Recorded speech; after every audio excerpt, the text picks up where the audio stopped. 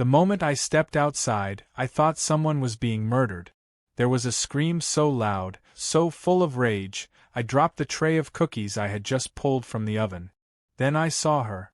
HOA Karen, standing over my 11-year-old son Eli, jabbing her finger in his face and shouting like she was possessed. Eli just stood there, wide-eyed and silent, confused and scared. He wasn't ignoring her. He couldn't hear her. Because my son is deaf.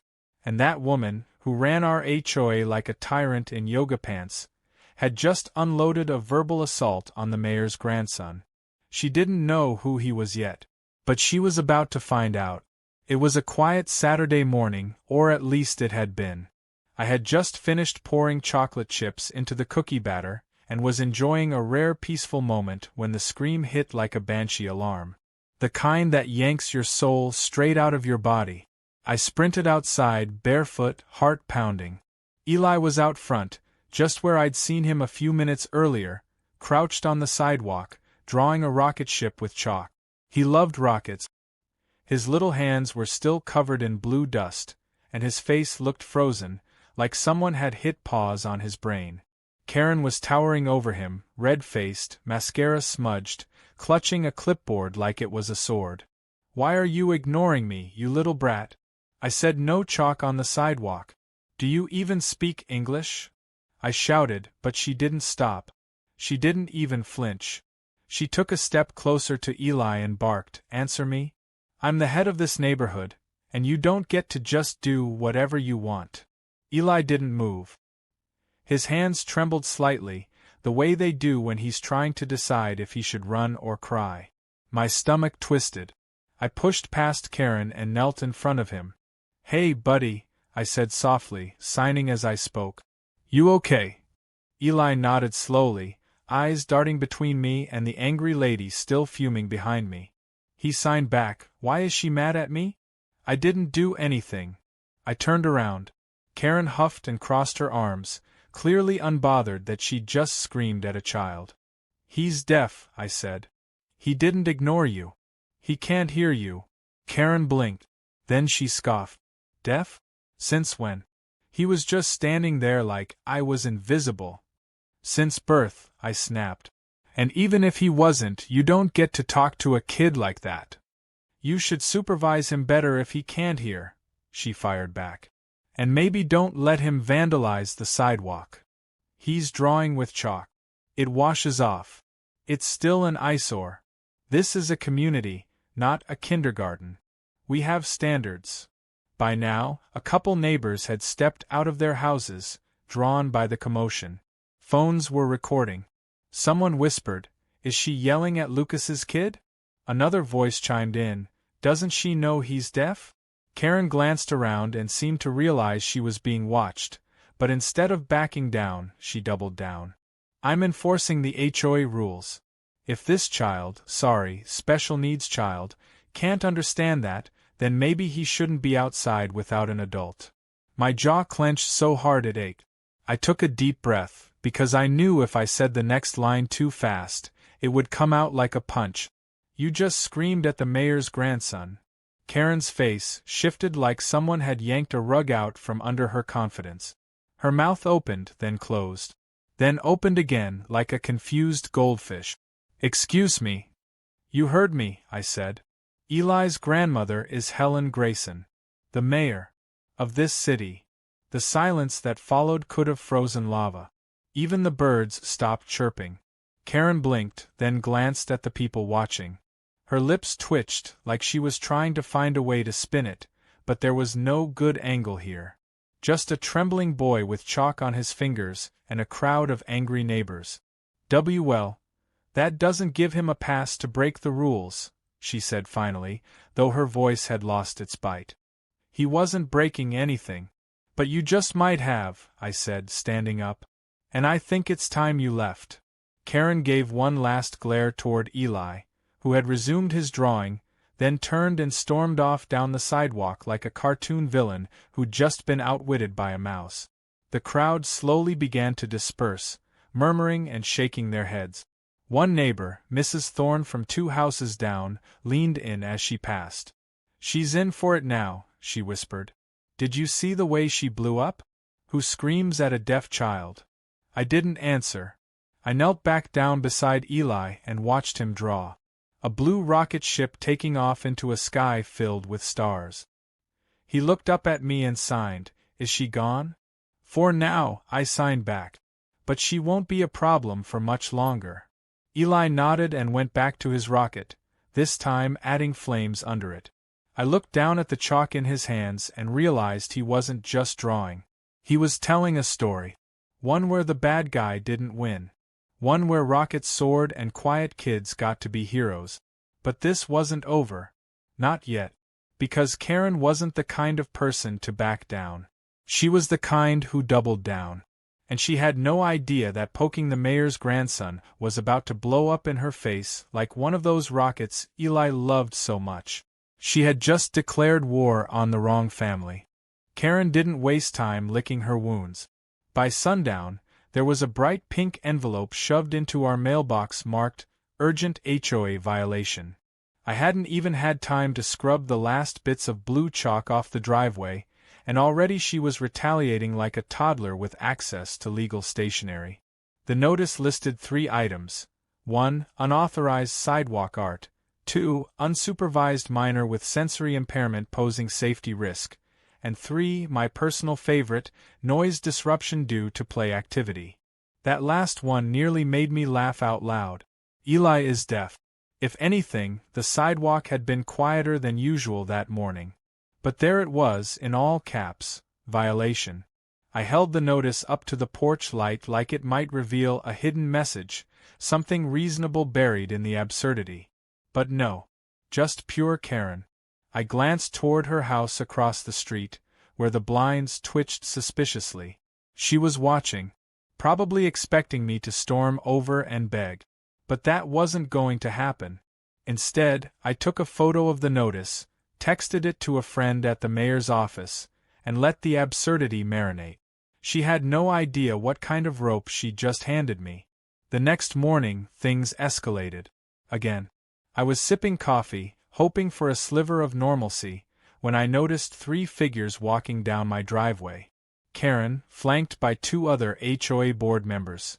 Dale, who had a resting scowl and a tie that screamed overcompensation, and Phyllis, who once fined a neighbor for having aggressive wind chimes. Karen didn't even knock. She walked straight into my yard like she owned it, clipboard in hand. "We're here for a compliance check," she said, without a hint of irony. "For what?" I asked, staying planted on my porch. "We've had multiple reports about unauthorized structures and lack of accessibility adjustments, which could violate both HOA guidelines and liability clauses," Dale added, flipping through papers that looked like they'd been printed 15 minutes ago. I gestured toward the swing set Eli played on, the one my brother and I had built together over a long weekend last summer. "You mean that swing?" Karen walked up to it, squinting like she was examining a crime scene. "Is it ADA compliant?" she asked, not even pretending to be subtle. "He's not in a wheelchair," I said, trying to stay calm. "He's deaf." "Still," she said, scribbling something on her clipboard, "this could be considered neglect if he were to injure himself without proper supervision." Phyllis chimed in, peering through her oversized sunglasses. "And we've received complaints about visual clutter. The chalk, the toys on the lawn, the signage." "There's one welcome mat," I said. Karen smiled. "Exactly. And it says, 'Make yourself at home.' That could be construed as encouraging non-resident loitering." I actually choked on my coffee. I couldn't decide if I was furious or impressed by the sheer creativity of her nonsense. But I didn't fight them. I let them take their notes and wag their fingers. I even offered them cookies, which they refused like I'd laced them with arsenic. Then, as they left, I pulled out my phone, because every second of their little inspection had been recorded by my porch cam, and I had just uploaded the footage to a shared drive titled Karen Chronicles. By that afternoon, I was at City Hall. Not in a rage. Not even in a bad mood. Just calm. Focused. The kind of calm that comes when you realize your opponent has handed you a loaded paintball gun and stood in front of a white wall. I walked into the office of Mayor Helen Grayson, Eli's grandmother, and placed the violation notice on her desk like I was dropping off a menu. She read it silently. Her jaw clenched. "She yelled at him?" she asked, voice low and tight. "Right in his face," I said. "Called him a brat. Accused him of ignoring her. Then fined us for chalk drawings." Helen didn't respond at first. Just stood, walked over to the window, and stared out for a moment. When she turned back around, there was a fire in her eyes I hadn't seen since the night she won the last mayoral debate and made the city council eat their own budget proposal. "I've had complaints about that HOA before," she said. "Most people were too afraid to press it. But they've been quietly abusing power for years." I slid over my phone and hit play on the porch cam footage. Karen's voice came through loud and clear, accusing Eli of being a danger, questioning his diagnosis, and muttering under her breath that this neighborhood was going downhill fast. Helen raised an eyebrow. "She said that to a child? My grandson?" "She did." The next thing I knew, Helen's assistant was typing furiously, drafting an official request for a city audit of the HOA's finances, zoning permits, and conduct logs. She wasn't just going after Karen. She was launching an entire probe into the HOA. But that wasn't even the best part. That came later that evening, when one of the neighbors, Josh, a tech-savvy guy who lived 2 doors down, sent me a screenshot from the HOA group chat. Apparently someone had leaked a conversation where Karen admitted she knew Eli was deaf, but claimed I played it up for sympathy points. "She doesn't even look deaf," she'd written. Or whatever. You know what I mean. If people want to live here, they should follow the rules, period. Josh had left the HOA chat shortly after that and started compiling a little archive of Karen's digital footprint. He shared it with me. What I found was pure HOA horror. She'd fined a veteran for his flagpole being too tall, told a family their festive lights were too ethnic, and tried to evict a renter for having a service animal. I stared at the messages for a long time, until Eli walked into the room holding a handful of chalk. He signed, "Can I draw again?" I nodded. "Yeah, buddy. Draw whatever you want." As he skipped outside, I made one last call, to an old friend who worked in media relations. I explained the story. I sent over the footage. The audio. The group chat leak. The mayor connection. Her eyes lit up over the phone. "This is gold," she said. "Are you okay with this going public?" "I'm more than okay," I said. "It's time people saw what she really is." By the time the sun set, the video was live. It started with Karen screaming, cut to her saying mute kids shouldn't be out alone, and ended with Eli drawing a giant heart on the sidewalk. The caption read, "HOA Karen berates deaf child for ignoring her, didn't know he's the mayor's grandson." Views hit 6 figures before midnight. Karen had no clue what was coming. But she was about to learn that the rules she used to control everyone else? They worked both ways. By sunrise the next morning, the street was unrecognizable. A local news van was parked across from Karen's manicured lawn, its antenna pointed skyward like a spear of justice. A reporter stood with perfect posture, reciting yesterday's events into a camera while behind her. Karen peeked through her curtains like a raccoon caught in daylight. The story had gone viral overnight. Local news picked it up first, but by breakfast, national outlets had grabbed hold, spinning headlines that practically wrote themselves. HOA leader screams at deaf child, "Oops, he's the mayor's grandson." The footage of Karen yelling, paired with Eli's confused little face, had triggered a collective internet fury. Comments poured in by the thousands, most of them some variation of, "Fire her," "Jail her," and "That child is a saint." I was making pancakes when my phone buzzed again. It hadn't stopped all morning, calls from reporters, friends, even a few lawyers. But this time, it was a notification from the city website. Mayor Helen Grayson had just issued a formal press statement.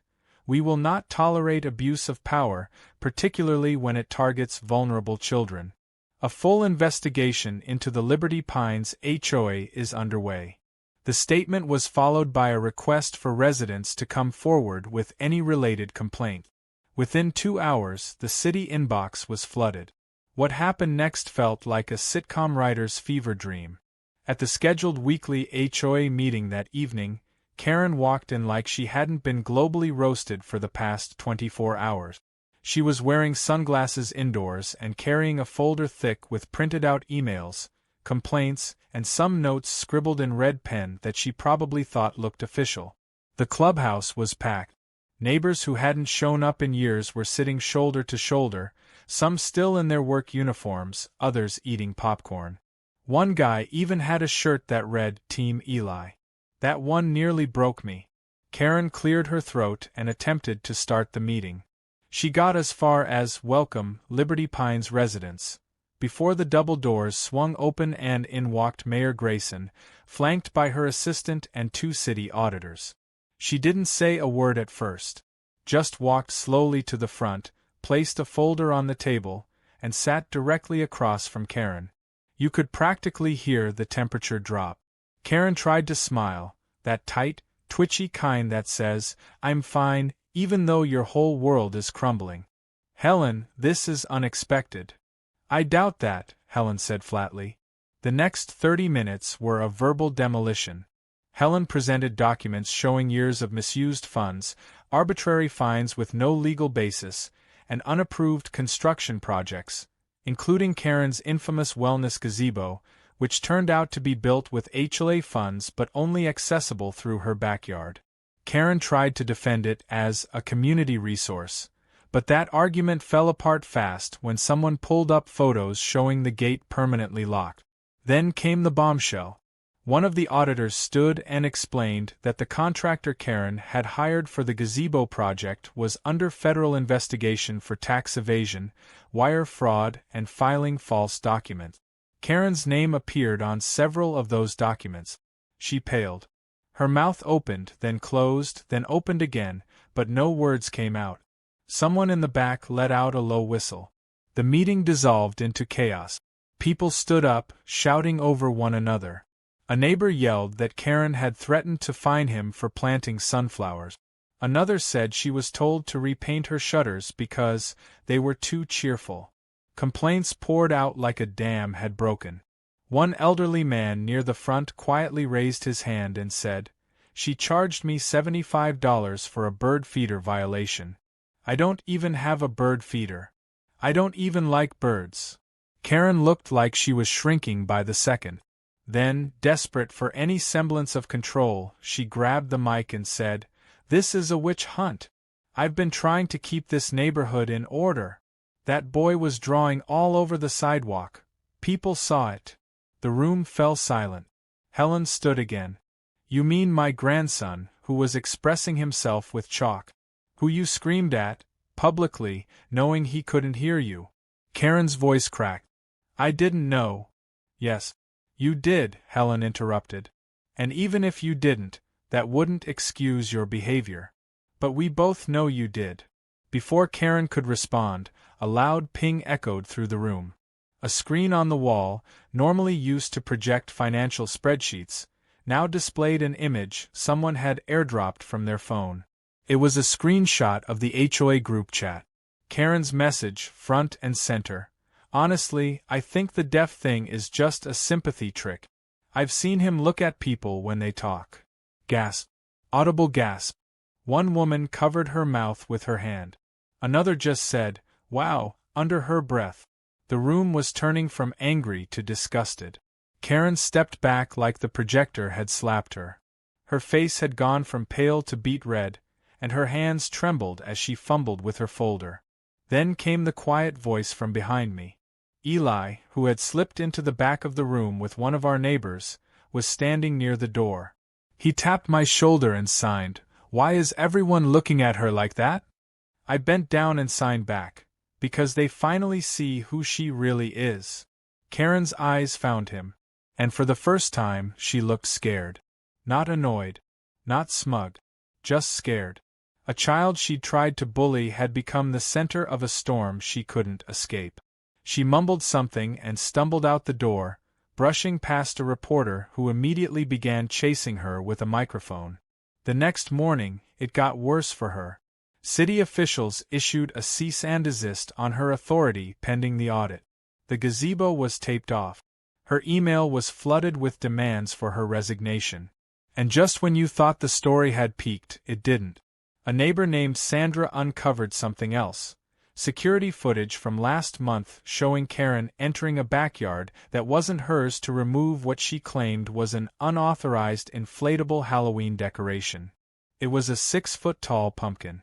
She had stabbed it with garden shears and left it deflated on the lawn. As soon as that clip hit the news, the narrative shifted from outrage to full-blown mockery. Memes exploded across the internet. Karen in front of the gazebo with the words, "HOA Queen no more." Karen next to the stabbed pumpkin. Karen screaming, captioned "Mayor? What mayor?" But through it all, Eli just kept drawing. He wasn't interested in the drama. That evening, he knelt by the same patch of sidewalk and drew a big, bright sun. Under it, he wrote "Be kind" in huge letters. People passing by stopped to watch. Some took photos. One elderly woman added a flower beside the sun. It became a spontaneous community mural. A message from a kid who couldn't hear the noise, but understood more than any of us. Karen had tried to silence him. Instead, she amplified his voice for the whole world to hear. By the time the weekend rolled around, Karen had gone from queen of the cul-de-sac to public enemy #1. Her blinds were permanently drawn, her once flashy landscaping now looked strangely neglected, and her morning power walks had vanished. The street buzzed with energy, but it wasn't fear anymore, it was anticipation. Everyone was waiting for the next domino to fall, and Karen, despite her best efforts, couldn't stop the line from toppling. She tried to rally support with a last-ditch power play, an emergency HOA resolution that would grant her temporary expanded authority during the audit process. The document was printed in bold font, dripping with fake legal language, and hand-delivered to residents' mailboxes by 2 teenage volunteers she paid with what looked suspiciously like gas station gift cards. Nobody took it seriously. In fact, one neighbor uploaded a dramatic reading of it online, complete with violin music and fake thunder. It went viral within hours. The resolution failed before it even reached a vote. But Karen wasn't done. She was cornered, and that made her dangerous. On Monday, a notice appeared taped to my door. It was a formal cease and desist order from Karen herself, accusing me and Eli of deliberate harassment, targeted defamation, and malicious conduct within HOA jurisdiction. At the bottom, in shaky pen, she had written that she would be seeking a restraining order against us. I laughed at first, honestly. The absurdity of it was impossible to take seriously. But then I remembered who she was. Someone who didn't need logic, just enough chaos to wear people down. Still, I wasn't worried. The mayor's office had already briefed the city attorney, and the restraining order filing went exactly where it belonged, into the trash after being tossed out by a judge in less than 2 minutes. The judge, by the way, happened to be Mayor Grayson's brother-in-law. He didn't even look up from his paperwork as he dismissed it. Just when it seemed Karen had finally run out of tricks, a new wave hit her from a direction she didn't see coming. The city's inspection team, working under the mayor's order, arrived with clipboards, vests, and more cameras than a movie set. They combed every inch of her property. The infamous gazebo? Code violation. No permits, improper foundation, and partially built over drainage infrastructure. Her fence? Extended 3 feet into city-owned green space. Her security system? Mounted illegally on poles that weren't hers and aimed into neighbors' windows. Potential wiretapping issues. Within a few hours, her castle of suburban domination had crumbled into a stack of citations and warnings. But the real twist came with a knock on her door just after lunch. 2 men in plain black suits, accompanied by a federal agent with a badge visible at his belt, calmly informed her she was being questioned in connection with a broader investigation. The contractor who built her gazebo, the same one who had suspicious invoices and shady financials, was already under federal scrutiny. And Karen's name was now appearing on several questionable transactions. Co-signed checks, emails authorizing overpayment, and a chain of communication that linked her to unauthorized use of HOA funds.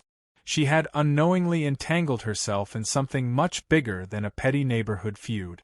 Neighbors lined the sidewalk, watching from their lawns as Karen stood at her doorstep trying to keep her voice steady while explaining she was just trying to beautify the neighborhood. One kid rode past on his bike, calling out, "Nice gazebo," before pedaling away like a hero in a movie. No one intervened when the agents escorted her inside for questioning. If anything, a few people waved. Meanwhile, across the street, Eli was sitting on the porch sipping lemonade through a bendy straw, oblivious to the chaos his chalk drawings had sparked. He had started another masterpiece, this time a mural that stretched across 3 sidewalk squares. There was a tree, a house, a rainbow, and a message underneath it that read, "Everyone belongs." When I told him the inspectors were at Karen's house, he signed, "Is she going to jail?" I shrugged and signed back, "Maybe. That's up to the people with suits and badges." He smiled and went back to coloring. Later that evening, the neighborhood Facebook group, now moderated by an entirely new temporary board, lit up with rumors. Apparently Karen had stormed out of her home during a local news broadcast, wearing a bathrobe, no less, and began yelling at the crew that they were all part of the smear machine. The clip aired live. Her rant included a jumbled conspiracy theory about chalk, fake disabilities, and City Hall spies. The anchor's face as she tried to continue the report without laughing was comedy gold. That clip, too, went viral. The city, now fully invested in the HOA's collapse, scheduled a community vote to recall Karen and dissolve the current board. People lined up at the clubhouse like it was election night. It might as well have been. Kids held signs.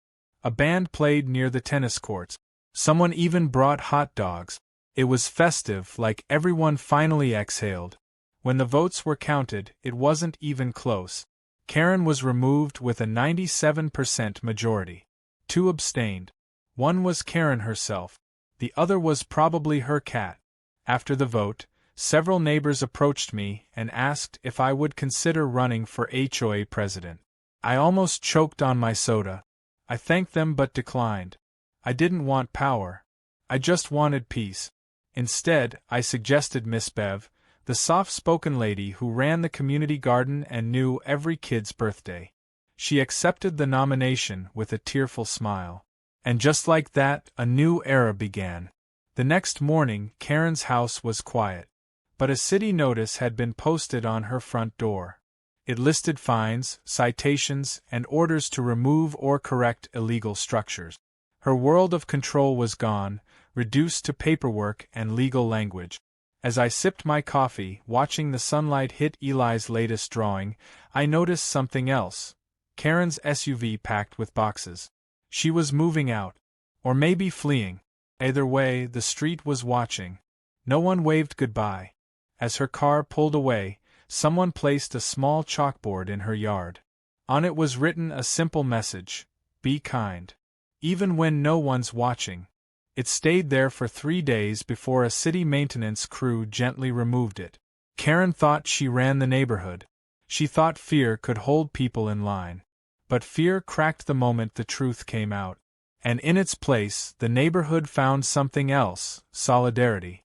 All it took was a boy with some chalk and a message too simple for her to understand. The HOA wasn't just rebuilding. It was healing. And the person who tried to break us had become the reason we came together. The transformation happened quietly at first, like the slow thaw after a long, bitter winter.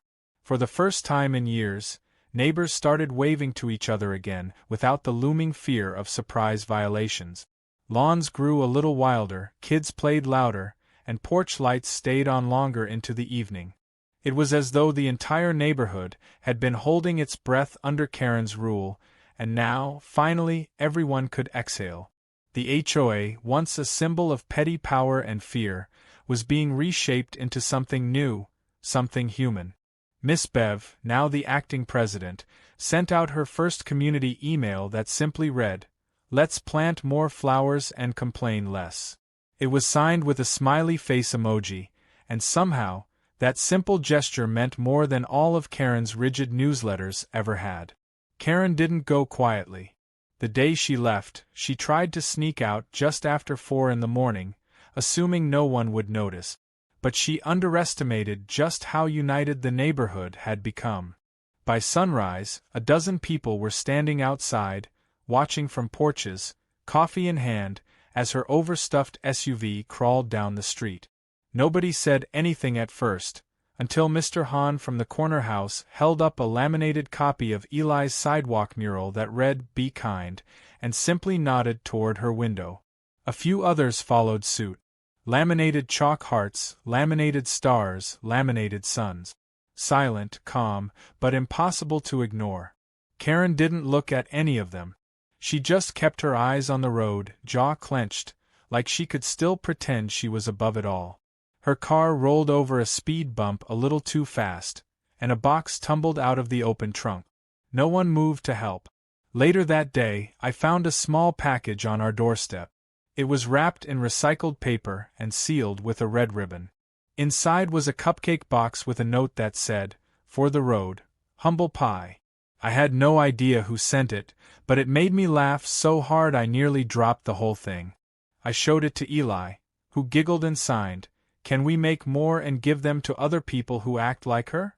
I told him we might need a whole bakery for that. The city didn't just stop with removing Karen. They invested in the neighborhood. A grant was approved for new sidewalks, better lighting, and something Eli had only dreamed about, a new playground. One that included adaptive features like sensory swings, textured climbing walls, and quiet spaces designed for kids like him. It was built right at the edge of the community park, near the old flower beds Karen once demanded be trimmed into perfect squares. Now, those flower beds were overflowing with native wildflowers, and the whole area felt alive in a way it never had before. At the playground's dedication ceremony, Mayor Helen Grayson stood proudly beside her grandson and told the gathered crowd how one small voice, or even a silent one, could change an entire system. She handed Eli a pair of oversized scissors and helped him cut the ribbon. He was beaming, completely unaware of the tears in everyone's eyes. The plaque at the entrance read, "Eli's Corner, a space for everyone." He didn't stop smiling for the rest of the day. The neighborhood started new traditions. Chalk Day became a monthly event. Kids of all ages flooded the sidewalks with color while adults handed out lemonade and cookies. One neighbor set up a projector and played movies on their garage door at night. Families brought blankets, watched together, and stayed long after the credits rolled. Someone else started a little free library shaped like a rocket ship in honor of Eli's drawings. And on Halloween, the infamous inflatable pumpkin that Karen once destroyed made a comeback. This time, 10 feet tall and guarded by 3 toy knights with plastic swords and signs that read, "Thou shalt not slash pumpkins." But even as things moved forward, the past didn't disappear. Karen tried one last desperate attempt to reclaim her dignity. She filed a defamation lawsuit against the city, claiming the investigation had damaged her reputation and that she had been unfairly targeted. She submitted documents, crafted dramatic statements, and even claimed emotional distress due to unrelenting chalk terrorism. Her lawyer, clearly either overconfident or underpaid, attempted to present a timeline that accused Eli's drawings of sparking community unrest. But in a twist that felt more like a sitcom than a courtroom, Karen accidentally submitted the wrong video file during a virtual hearing. Instead of her carefully edited testimony, the court was shown a clip of Karen laughing on her back porch, holding a wine glass and saying, "If that kid draws one more flower, I'm calling pest control." The judge blinked, watched it twice, then dismissed the entire case on the spot. Her lawyer resigned the next day. Back at home, things settled into something that felt right. I watched Eli grow more confident. He started signing to neighbors who learned a few words just to talk to him. He helped Miss Bev plant tomatoes in the community garden. He painted a birdhouse for the HOA bulletin board and glued on a glittery moon because, in his words, every neighborhood needs a moon. The board agreed and voted unanimously to leave it there permanently. One quiet evening, as we sat together on the porch, watching the sun dip below the tree line, Eli leaned against me and signed, "Do you think she's still mad?" I thought for a moment and then signed back, "Maybe. But that's not our problem anymore." He nodded, satisfied, and reached for his chalk bucket. He chose a green piece and started drawing a spiral on the step. I watched him for a while, the slow, deliberate way he moved. Then I took a piece of blue and joined him. We didn't need to talk. We didn't need to celebrate victory. We just drew.